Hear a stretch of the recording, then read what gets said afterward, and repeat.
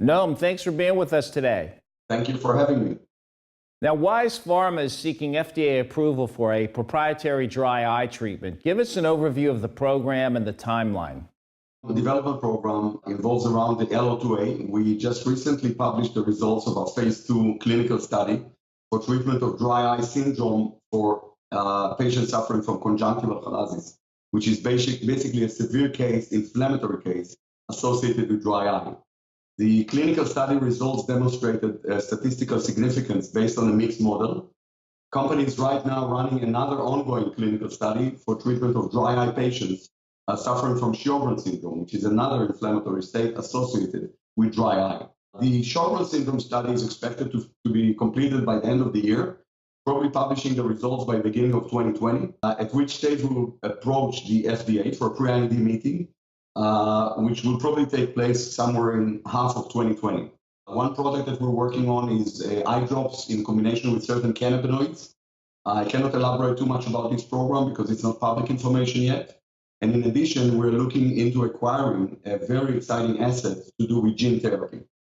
Noam, what's the essential value proposition? Why should investors take an interest in Wize Pharma today? Okay, so first of all, being myself an investor in the company, I have my skin in the game. I'm probably the largest shareholder in the company. What I actually identified in the company and why we're so excited is because dry eye is a huge indication. It's actually exceeding $5 billion with a growing life expectancy, with environmental issues, with us staring on screens, TVs and cell phones the whole day and not blinking enough, basically. These are some of the main causes of dry eye.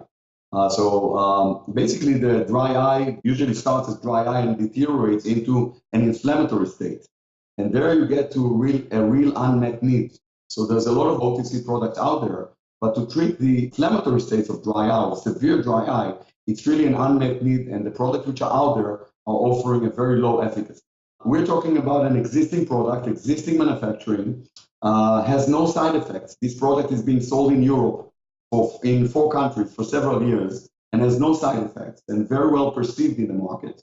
The product is preservative-free, it's compatible with contact lenses, and it seems to demonstrate a very high potency to treat inflammatory states associated with dry eye. The company has a cash position of over $3 million in cash and current assets, with a burn rate of about $150,000 to $200,000 a month. Completed a phase 2 clinical study, ongoing additional clinical study, and a very exciting pipeline. I definitely think it's an opportunity which is kind of overlooked. Noam, how big is the market opportunity, and what does the competitive landscape look like? Well, as I mentioned before, the dry eye market is a huge market. It's over $5 billion as we speak, or in the region of $5 billion as we speak, and growing. The current landscape is basically 2 companies that are controlling the market. One of them is Allergan with Restasis with about $1.3 billion in sales. The other company is Shire, actually, with Xidra. Their sales last year was about $400 million. And they've recently announced being sold to Novartis last week for close to $6 billion. One drug, $6 billion in a combination of cash payment as well as milestone payment.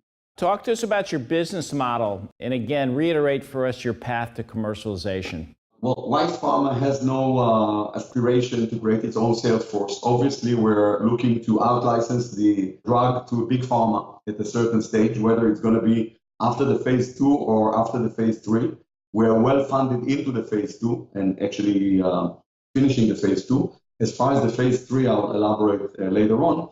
But in general, we're looking to out-license the deal at one stage or another to big pharma. We would certainly, at one stage or another, hire an investment banking group to basically accompany us throughout the process in order to maximize and optimize the process.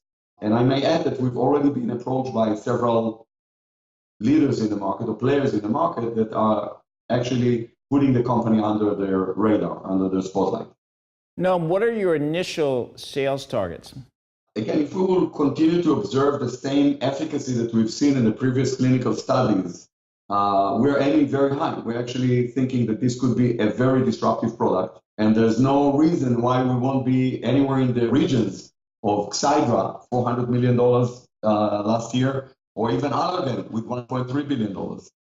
So these are really our expectations if we continue in this rate of, if we won't be disappointed with anything that's coming now. I agree 100%. What's your current burn rate and how much capital will you need to complete your trials? Well, we're currently, our burn rate is about $200,000 a month. We have current resources which would suffice to cover the entire clinical program for till the end of phase 2 clinical study for Sjogren's syndrome. The phase 3 study is expected to cost anywhere between $15 to $20 million, which, the company would probably have to either go back to the market to raise money, or I want to specify that we also have out there warrants, which could very well be a source to take us well into the phase 3 study without having to go to the market in the near future. Noam, to recap, what's the main takeaway for investors? Why should they own your stock today? And I will mention that Zacks has research on your company with a $2.93 target price, considerably higher than what your stock is trading as of this interview. The main take, I would say, that we have here a company with a team of experts. We recruited a team of really key opinion leaders, experts in the ophthalmic field. That includes Professor Joseph Tauber, Professor Penhas Bell, all with world repute, Professor Belkin, Dr. Franca Moyal.